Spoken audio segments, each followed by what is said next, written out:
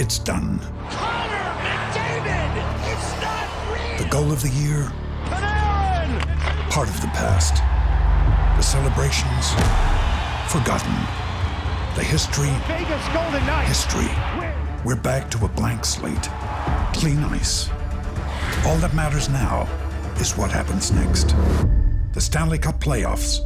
Eastern Conference Final begins Wednesday.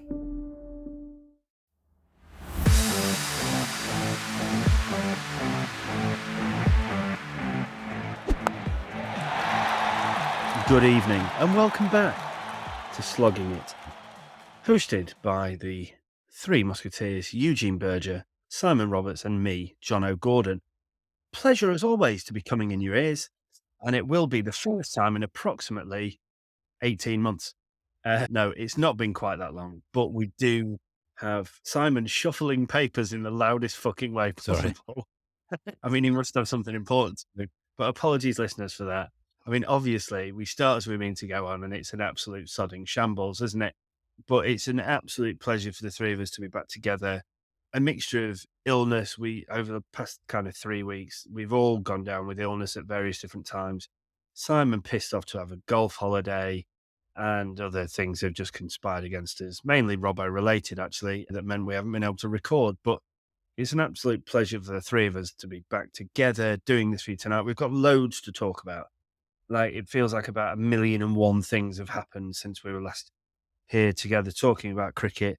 So we'll start off.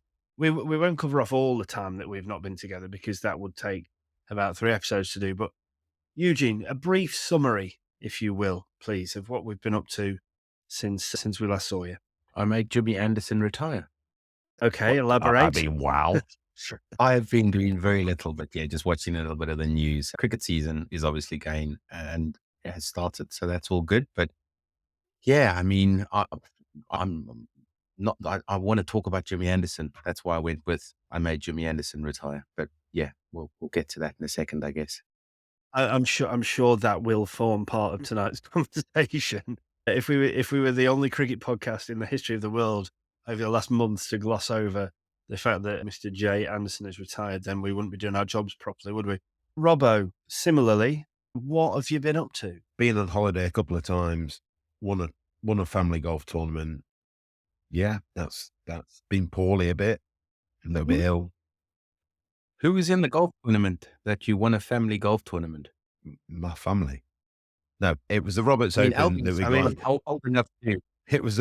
Albie's not old enough to hold a golf club, is he? No, So, no. I mean, obviously, to be fair, the way I'm playing this week, after having won the golf tournament last week, he would probably beat me this week. But we went away to Mallorca, a lovely time.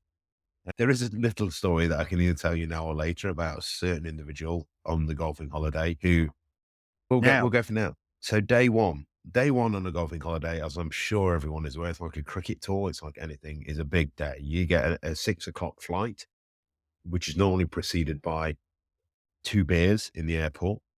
On the flight, there is a required purchase of either gin and tonic, whatever short beverage is of your choosing. And then we get to said faraway land, by far away, normally somewhere around the Mediterranean or in the Mediterranean in this scenario. And you then, the starters blocks are called on landing and you sprinted it. Some people on my golfing trip sprinted at it a little firmly, set up early in the 800-meter race. And unfortunately for one particular gentleman, he didn't make the hotel on the first evening. He was approaching the hotel, which is quite a large gentleman. So he is about 6'6", and between the weight ranges of 15 and 25 stone. The only reason I'm going for that kind of bracket is because he has recently lost an awful lot of weight, which may have impaired his drinking capability. He's then had a tumble on returning to the hotel, upon which an ambulance has been called due to the fact that some of the local passersby thought he was dead. And yeah, he spent 3 days in a Mallorcan hospital, not making any of the golf. And Yeah, the best part is he apparently found out. I mean, I'm not saying that Spanish/Majorcan hospitals are trying to make money off foreigners, but the reports were that he'd originally come in with a broken left arm and having had a stroke recently. So he was kept in hospital for 3 days for monitoring. However, on returning to the United Kingdom, it was found that he hadn't at all broken his left arm, nor had he had a stroke. So hospitals just kept a random drunk English bloke in for 3 days on the basis that, in fact, it probably made him about 25 grand. Wow.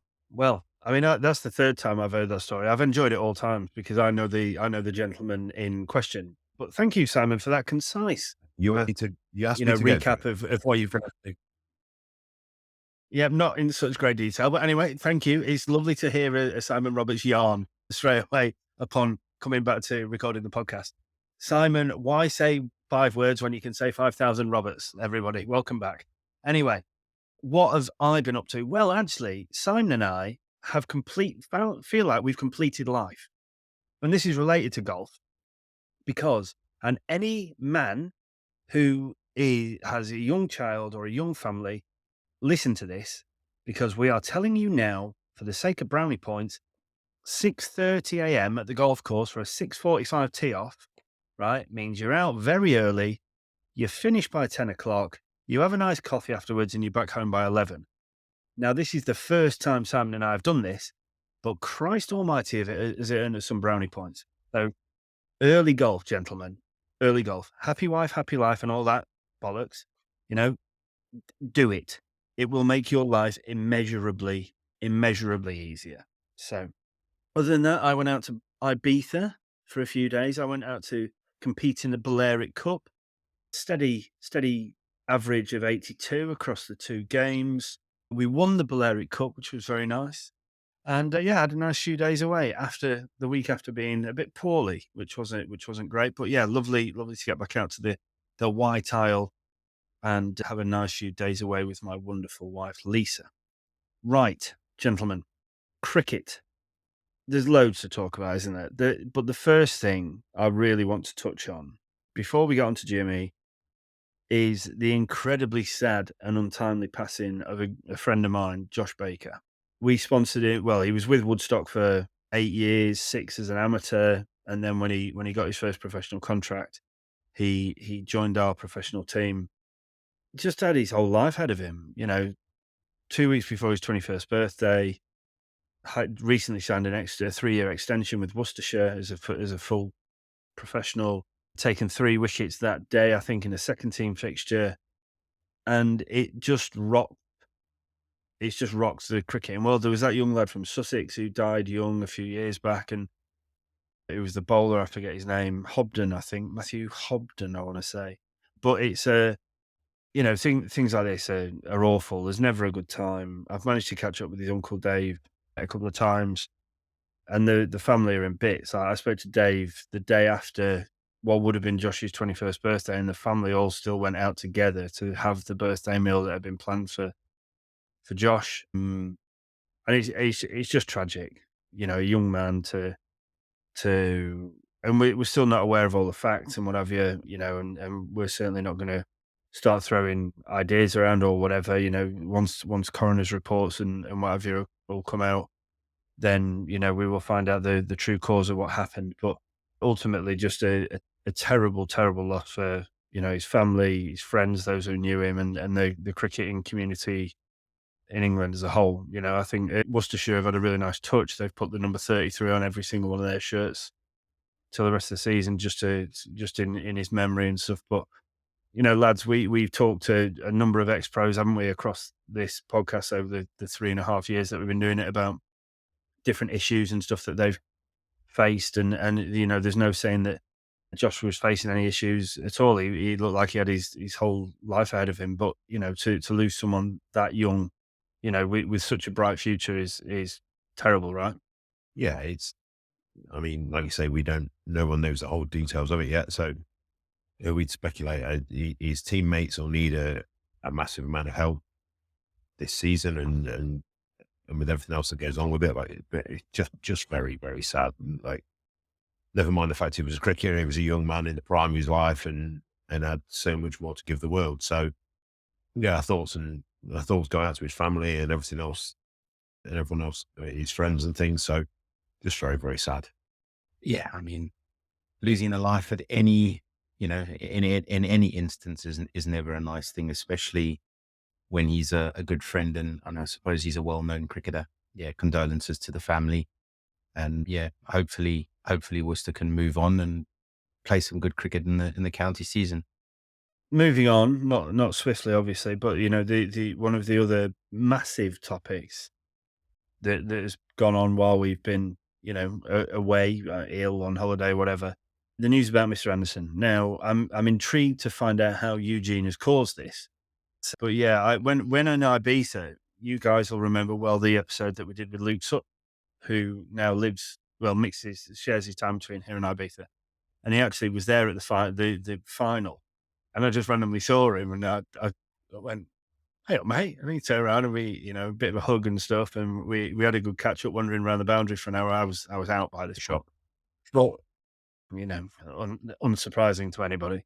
But to talk to Luke about Jimmy, because they're still very, very good mates. And, this is a few years ago, I think, not this India tour, the previous India tour where Jimmy didn't get selected. I think he'd been a bit injured or something. He'd been struggling with something. And Luke, by this point, had been out of the professional game for 4 years. But because they're such good mates, Jimmy asked him whether he could bowl at Luke and record it. So Luke agreed to go to the nets at Old Trafford. And the funniest bit of this story about what Luke was saying was, it actually went through Luke's mind. It was like, what if I just middle everything? I think I've retired 40 years too early. So he had all these thoughts going through his head as he gets, he borrows some pads and bat or whatever from upstairs.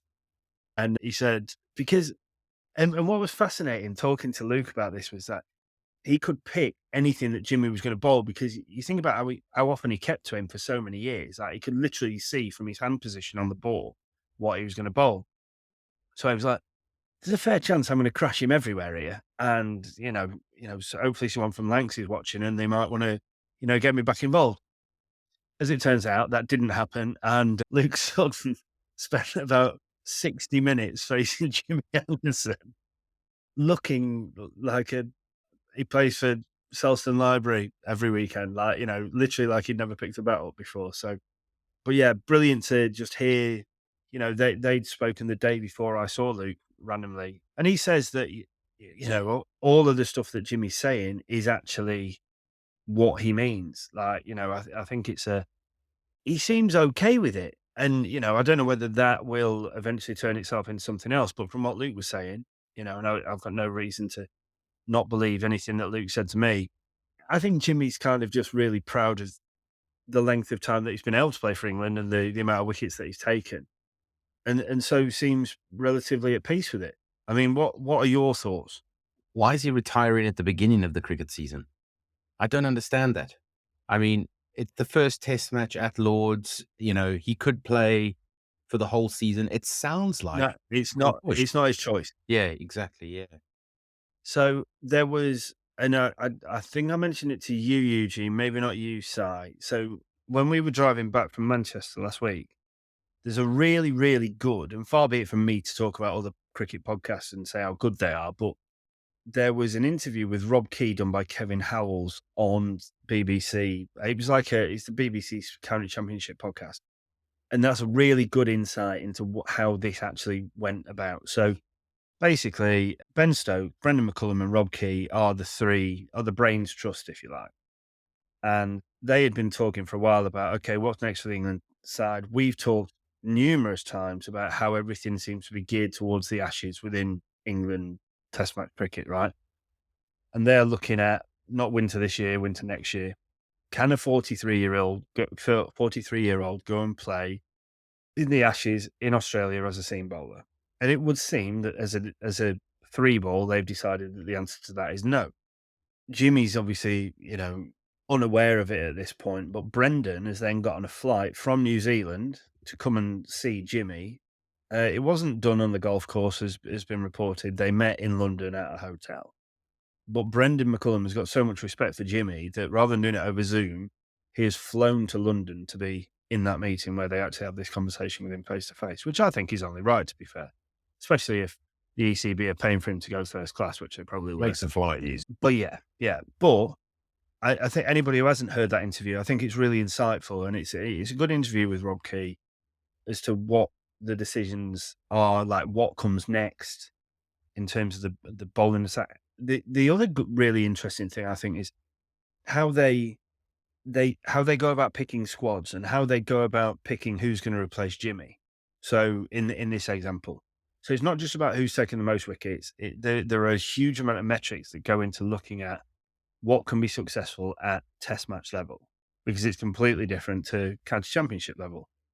So there might have been previously some kind of left field options brought into the side, but they do that based on a lot of data. There's a huge amount of data-driven analysis now that goes on in cricket, as we all know. But yeah, search that interview out. Kevin Howell's on I think it's a BBC County Championship podcast with Rob Key. It's a really, really good listen, and I find it very, very insightful.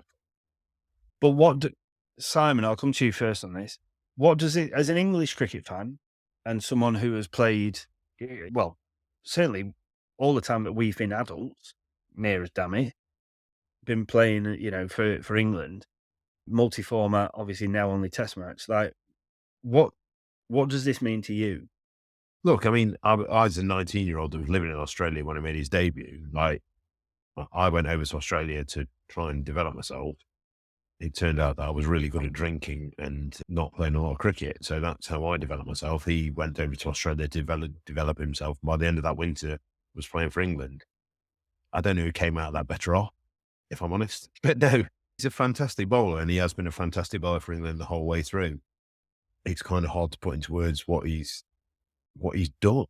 If we're being completely honest, like he's had what, a 21-year England career, 21 and a half year England career.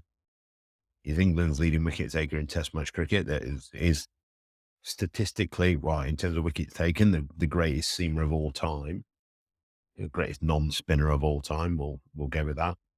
People are going to argue that till the cows come home, but that's kind of the way of cricket. So, but by the same, I was one a couple of years ago when I thought, right, he's coming to the end of his time. He deserves to go out when he wants to. But then you kind of have to realize that no one's bigger than the game, and no one's bigger than one country's attempt to improving. Excuse me. So fair play to Rob Key and Brendan McCullum for doing what they're doing. They've obviously decided that now is the turning point where they're going to look forward. I think if he's not around the squad for the next 18 months, they'd be idiots. They would be absolute idiots to think that having someone like that around the squad would be silly. He's centrally contracted till the end of the summer. So he's still getting paid, and the role that he fulfills within the England squad might have changed a little bit, but he will still be around the England squad. So my only question mark is, for everything that you might say about Jimmy Anderson not being on the same level as he was, who's better than him? Like you're saying.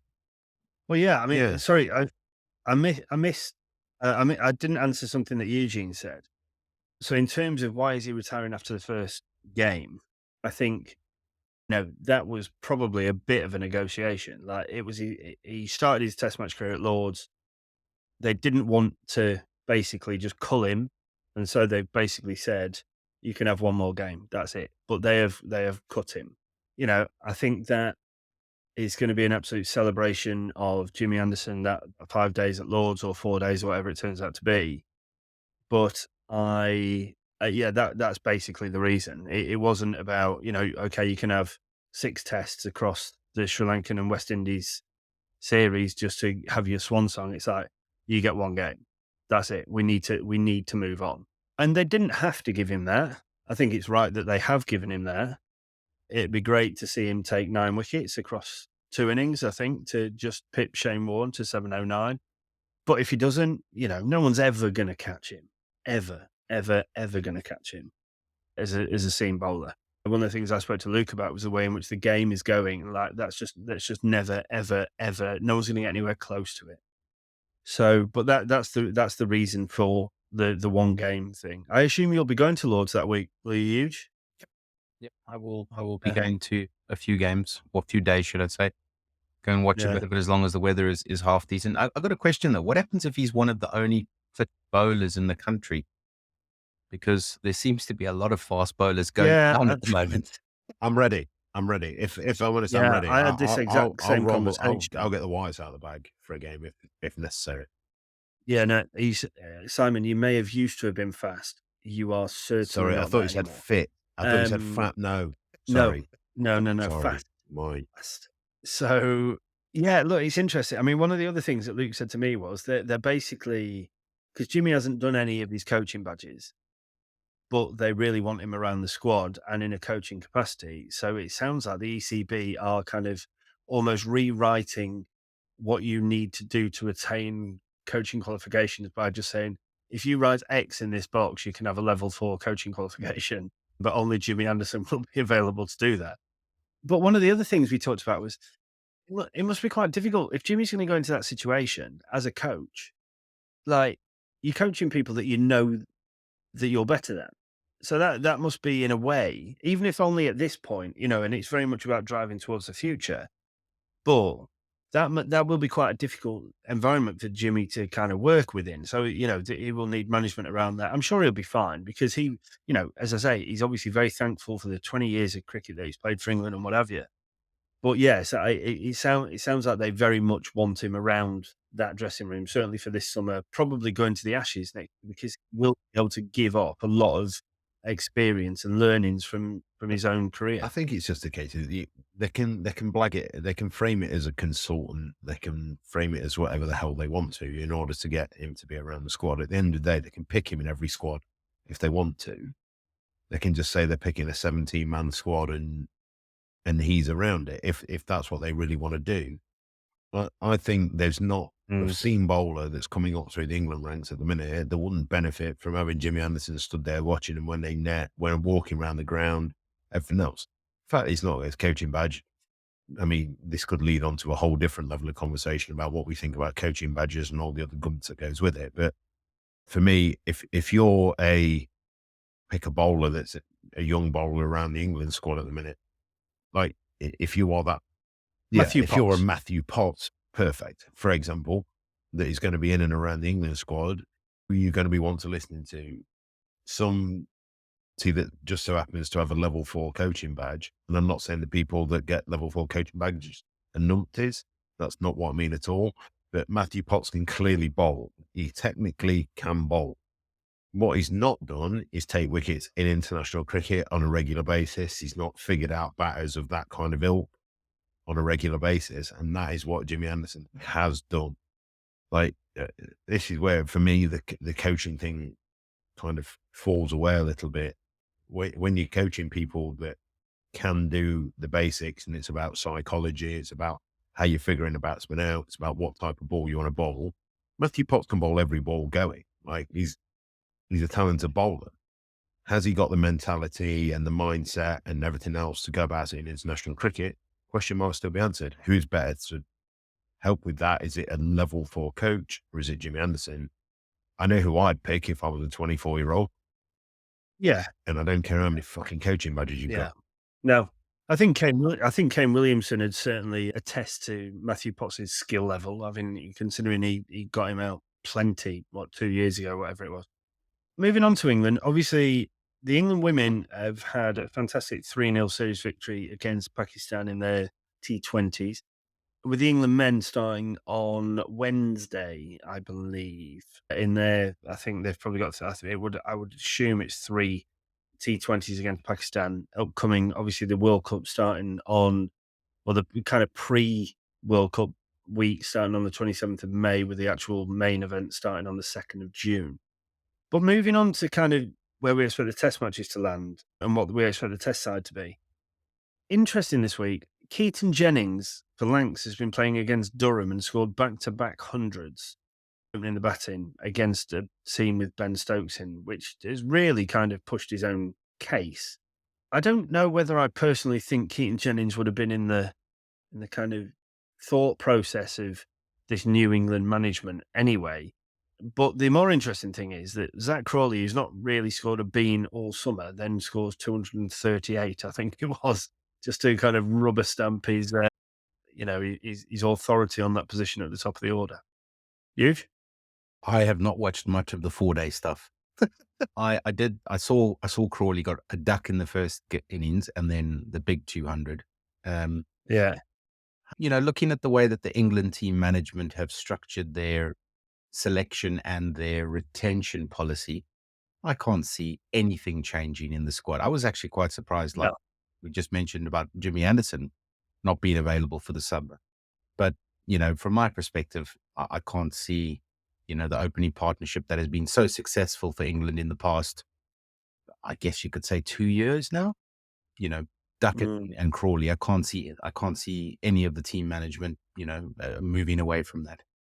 I also think, and I think you're dead right there, but I think that, with what would be perceived as to be two of the weaker nations within the Test cricket structure in Sri Lanka and the West Indies coming over this summer, then it's probably the perfect time to try and bed in some new faces and let them settle into their, respective roles within that to kind of look towards the Ashes at the back end of 2025. Although, having said that, the West Indies last time we played them, when I was out there last, March, they beat us, didn't they? So, however, I do think in English conditions, the West Indies will struggle slightly more than they did when we were out there at the start of 2023. Why do we Moving kind of closer? Why do we have to bed people in? What's this thing about bedding people in? Well, people need to experience Test cricket because it's so different from what they've been playing If in the they're not county good enough, championship why do cricket. they? You still need to learn your trade. I don't disagree with what you're saying, but like the people that we're talking about is Keaton Jennings. Like Keaton Jennings proven not to be good enough. No. I'm talking now about bowlers replacing Jimmy. Listening. Like if you look at what people are talking about, like why we're picking the same people. At the end of the day, in that England squad, what we talk about at the minute, there's the bowling attack, which we've spoken about 1,000 times. And if you look at the batting lineup, there's the keeping position. That is it. Like no one's going to sit there and go, well, we're going to drop Crawley, or we're going to drop Duckett, or we're going to drop Pope, or we're going to drop Root, or we're going to drop Brook. The only question mark we've got at the minute is Brook is batting at 5, or whether Bairstow's batting at 5. That is literally the only debate. Or do you pick the top run scorer? No, because they haven't played cricket in the county because we've pulled them out of the T20 to not actually play T20 cricket against Pakistan before this T20 World Cup. I don't know. I mean, and he's South African. I mean, you got to pick him, right? David Benningham, new South African, just come over, scored 694 runs, averaging 86. I mean, he's got to be playing in the England squad. Isn't that what your selection policy Well, he can't. says? He's played Test cricket in South Africa now, so he can't play for England. But my point is, if you look at the other guys that are scoring runs, you go Keaton Jennings, fine, proven to have apparently not be good enough. I don't think. Rory Burns, fine, good enough or not good enough. Dom Sibley, scoring runs at Surrey again, good enough or not good enough. Yeah, it's scoring runs at Surrey, but everyone who scores runs at Surrey automatically gets in a straight into the England side. We know that. Like the other guys that are actually, they're all seasoned English professionals. So you look at the young guys coming through, who are we actually going to bed in? But I'm talking about, as I've said, I'm talking about the bowling attack. That's why Jimmy's been released, as it were, because they need to get inexperienced bowlers. Because we all know Chris Wokes is not going to go and play in the Ashes away at the end of 2025. No, and again, then that comes an issue. So who would you say are the next England bowlers off the rank? Because Gus Atkinson's been one that we've spoken about a few times. Well, he's bowling fourth change for Surrey at the minute in county championship cricket. Like Sean Abbott's opening bowling with Kemar Roach. They've then got with Kemar Roach, so the two overseas opening the bowling, and then you've got a spinner, and then you've got Gus Atkinson coming in and bowling third change, whatever you want to call it. Like you look at these guys, we've spoken about it before. That England's spinner of the minute seems to be Tom Hartley, but he's not playing for Lancashire because they've signed Nathan Lyon. But I'm not sure when Jimmy first broke into the England side, he was opening the bowling at Lancs. I'm not necessarily saying they were opening the bowling, but he was doing well. Jimmy Anderson, for me, is like you look at the over the time, and this is a little bit like England people do when they talk about Michael Vaughan and Marcus Trescothick as people that were plucked from obscurity. Jimmy Anderson came and was plucked from the Lancashire second team to play one-day cricket for England because he was. I mean, judging by the sounds of it was choice between me and him as to bowlers that were in Australia, 2003, and unsurprisingly, he got the nod. It turns out it was the right decision. I didn't agree with it at the time, but yeah, that we couldn't get hold of you because you were in a walkabout in Brisbane. no, it was called Adrenaline in Brisbane actually, and it was a fantastic boozer. But you see what I'm saying? Like it's this thing like we keep in England, we keep using the exceptions as the people that we should be looking at, right? Brody went and bowled a shitload of overs. We're using this thing that Jimmy Anderson is like the one we're retaining for, but that his mate bowled a shitload of overs at Leicester, did well. Moved to Notts, bowled a shitload of overs at Notts, did well. Like these guys are bowling regularly in cricket. And I know times have changed, and I know that's not necessarily the world we live in anymore. But when these guys are being made available for the county side, like fair enough, Ben Stokes has gone and opened the bowling first innings for Durham. First change, second innings, fine. But we know this guy's good. Who are the young bowlers that are coming through that are bowling on a? But Cook, Snater, Porter, all at Essex. But let's not make any bones about it. Like Surrey have not spent all that money on Kyle Abbott, on Sean Abbott and Kemar Roach just to let Gus Atkinson bowl ahead of him. That's not what. Surrey is still going to try and win the first division in the county championship. If you're talking about an England side being that much better than a West Indian side, then surely Surrey would be better off opening a bowling with Gus Atkinson, who is apparently the next cab off the rank to replace Jimmy Anderson, than they would be Kemar Roach, who's the opening bowler for West Indies. But he's a different kind of bowler. No, because Kemar Roach hasn't opened the bowling for the West Indies for ages. But also, Kemar Roach is a bowler that's going to try and swing it up top, and that's not Atkinson's role. Atkinson's role for England is never going to be to come and try and replace Jimmy Anderson by swinging it and nicking people off up the top of the order. He's a hit-the-pitch bowler who bowls with decent pace, who is probably going to be a third or fourth so what seamer swing for England. bowlers have we got now? Well, I don't know. We haven't. Sam Cook, who's not in the squad. No, but yeah. Like, so we're talking about him not being the bowler to replace him, but we're not picking the types of bowlers that replace him. You looked at when it came about last year, and it was about Jimmy Anderson. Who's replacing him? It's Josh Tong. It's Gus Atkinson. It's these guys. So it's not about the type of bowler. It's who. I don't care what type of bowler you are. Like that for me is irrelevant. It's can you bowl with a new ball in international cricket? Yes, no, 3 bags full. We know Mark Wood can. He's not fulfilled that role for a while, but we know he can. Kemar Roach could for the West Indies. But he's also bowled first change, he's bowled second change, he's bowled wherever, depending on the capabilities of the other bowlers. My point is, who is the next come up front? Because if you look at Hampshire, they've gone for Mohammed Abbas and Kyle Abbott. Like you look at the counties that are supposed to be providing these bowlers, like in the first division, they're not bowling. It's not English bowlers. Jamie Porter and Jamie Porter and Sam Cook from Essex. That'd be it. That'd be it. Yeah, but like you look at the other counties. No, Snater looked good. To be fair, Snater. But you look, Essex. He's a load of wickets. The guys from Essex look good. How are Essex at the top of Division 1 once, they've got 3 bowlers in the top 4. How are they not top of Division 1 and Surrey are? Because Dan Lawrence. Sorry, play the oval. Bowling on a ball with the Kookaburra and gets 6 for. Yeah. No, that was funny. No, Robert, I don't disagree with anything that you're saying, and I think you're quite right. I think but in Rob Key, Stokes, and McCullum, I do have faith that they will get it right. It might not scream to us at the minute that they will. They can change squads whenever they want. So Jimmy's in the first one, and then they might bring someone else in.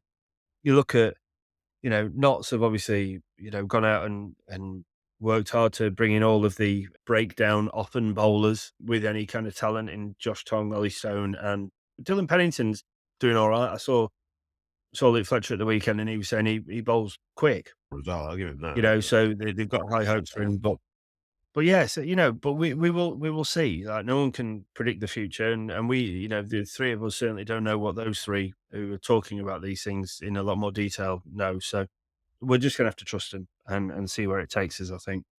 Another thing that I want to mention now, people will be aware I am no longer playing league cricket. Now, I'm still playing a fair bit of cricket, MCC and the Lord's Taverners, and obviously Ibiza and stuff. Umpires are very. But I was really worried. Yeah, they're very happy because they're not getting anywhere near as much earache. Mm-hmm. But I was a bit worried about how I would feel when it came time to kind of cricket season. How would I be watching?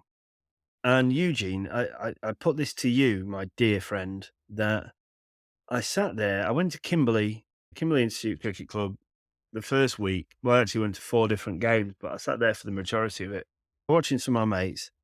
I sat there with a drink, and I just thought, this is fucking brilliant. What have I been fucking around for the last 10 years? I love watching my mates play cricket. And, now that obviously Simon and I will go out and play golf on a Saturday morning and stuff, like, it's blown my mind how easily I've kind of slid into what supporter rather than player. It's been a real eye opener for me. So yeah, just let us know when you're actually going to officially retire, and we'll get you booked on the tee sheet with us at 6:45 each Saturday morning, Chief. I mean, you've basically swapped it for getting up even earlier, which is ridiculous. I mean, Yeah, but getting home a lot earlier. Yeah, what's the point? Kate understands that she's a cricket widow. I mean, that's something that we trained from a very, very early age. Imagine the Browning boys huge first weekend. That's what you got to think. Imagine the Browning boys first weekend when you rock back in at 11 o'clock with breakfast. Like that. I'll cook breakfast on. You do hash browns, bacon, scrambled eggs, and avocado. Present them to her. It's not even midday. What do you do for the rest of the day? Sorry? What do you do for the rest of the day? Spend time with our children. Do you know what? Nothing different. No, that's your Go down to the cricket club. But what you've done at that point. Yeah, we go watch cricket with a beer and a child. I'll be completely honest. I had 3 hours in the garden, then went down to the cricket club and had 7 pints. Like, it was absolutely no different to what I normally do. But for some reason, I was in far better books. I was in a book for a start. I was in a book. I mean, whether it was good or bad, I was in a book. I wasn't just sent off, banished to the idiotness that is travelling to the by end of beyond or whatever it is that you have to play to do at 9:30 on a Saturday morning. Right. So we're a cricket podcast, and you guys are saying stop playing cricket. Right. Okay. No, we're saying that we are enjoying no longer playing cricket. We're enjoying watching. We're going to enjoy hearing and watching. Yeah. And therefore, we'll watch some of it together and we talk about the game, and therefore we're improving our ability to run a cricket-based podcast. Right. So now that you guys have hours and hours on your hands, there's going to be a lot more content creation. That's what I've heard of from this conversation. Perfect. I don't feel that's gone our way, Simon. I mean, I'll be honest. The knowledge that I was passing on to some people on Saturday afternoon of how to play a leg spinner that doesn't spin it, I thought was like almost after the bloke had got 5 for. He doesn't spin his leg spinner much, but Christ Almighty, is googly. So he's an off spinner then. That's what we're saying. Okay, Simon. Sorry. This conversation has been sorry, everybody. Right, other things. I did have a rant, but I'll save that for next week. That's about the price of cricket bats. Now, I will bring some news next week that will genuinely shock people about the price of Willow and how that is going to affect bat prices moving into 2025. But we'll see, and the reasons behind that, etc., etc. So yeah, I've been kind of holding my water on this, lads, haven't I, for a long time, but I kind of need to start talking about it now because it's really going to start affecting people. Before we move on to Stupid Simon's Stupid Quiz, there are a couple of things that we want to run through. The IPL is almost at its kind of sharp end. I think it's Wednesday, huge, or tomorrow maybe. We've played the first of the eliminators. So Sunrise, who finished first, will play against KKR. So that's straight route through to the final, followed by RCB, who won their last 6 games to scraping on net run rate. We'll play against Rajasthan Royals. The loser of game 1 will play against the winner of game 2, and then therefore will make the second team going into the final. The first time this has ever happened to the IPL, and obviously we've talked about this a lot before with different franchise leagues and stuff, but all of the England lads have already left to join up with the World Cup group, and so therefore the quality of the IPL is going to be worse at the end of it than it was throughout the main bulk of the tournament. And we've spoken about this with a Big Bash, and probably the only one that's not really suffered with it this year is the SA20, because people want to go and spend time in South Africa. But that is a big problem for cricket administrators all over the world as we move forwards, and something that they are no doubt looking at. Finally, before the quiz of all quizzes, the cricket draft, gentlemen. So last time I had a catch up properly about the cricket draft in Eugene, I was wallowing in, well, I think I might have been 15th out of 16th.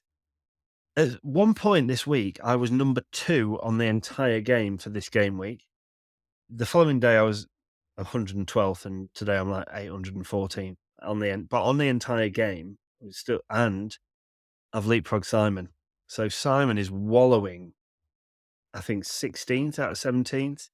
Out of 17, I'm 14th, and Eugene is 11th. Is anybody beating Lisa yet?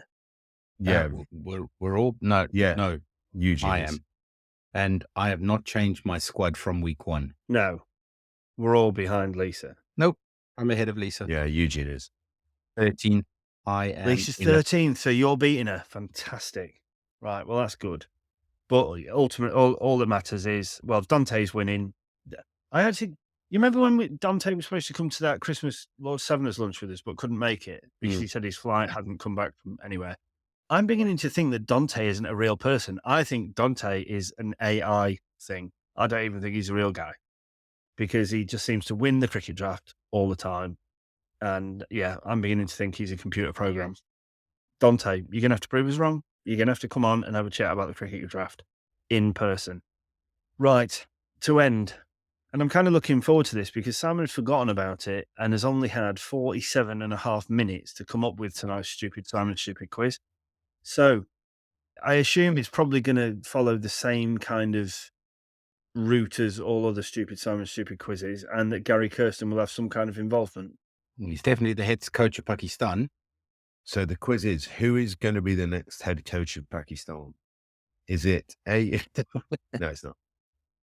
I thought Eugene always wants to go for Gary Kirsten in every aspect of the things we do on this quiz.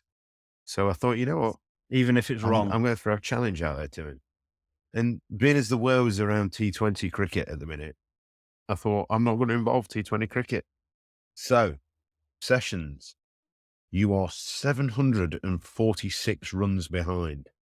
You've got to bat for 5 sessions.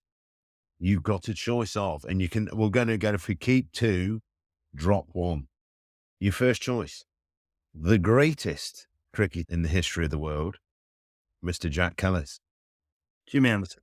Oh, Jack Callis. Choice number 2 is the finest beard to ever play cricket, the Bash, Hashim Amla.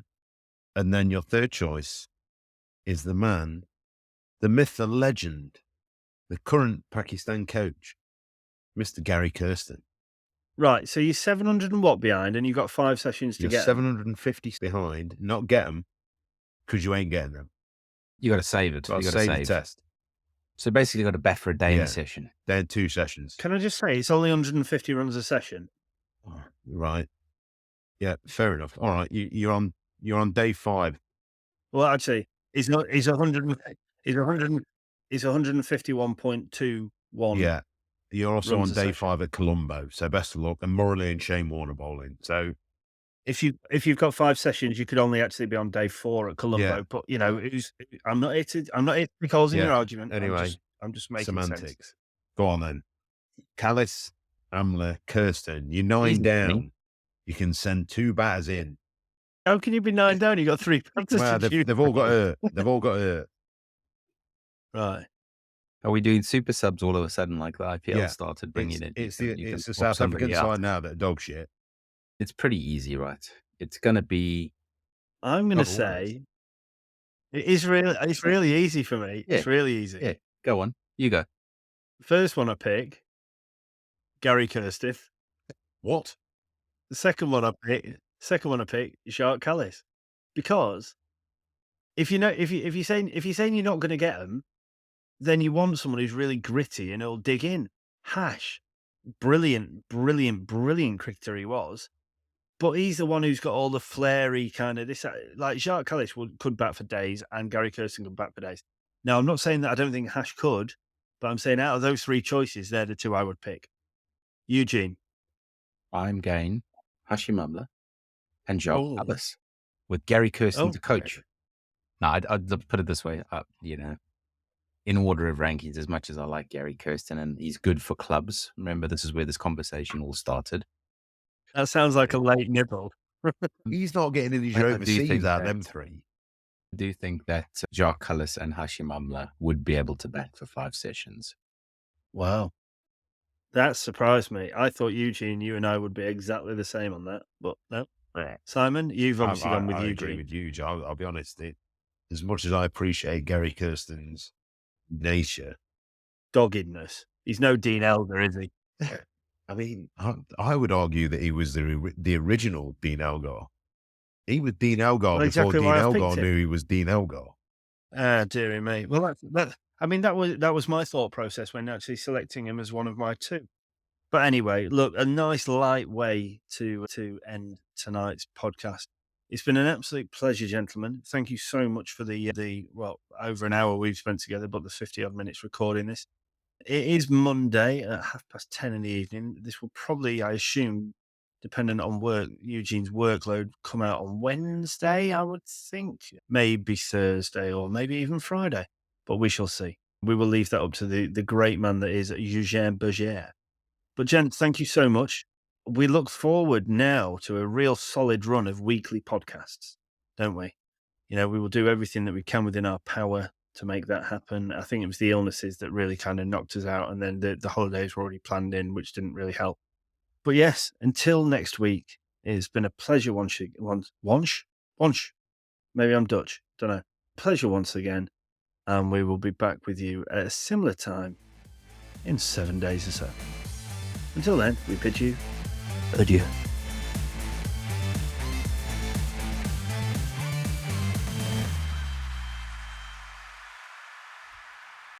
Sports Social Podcast Network.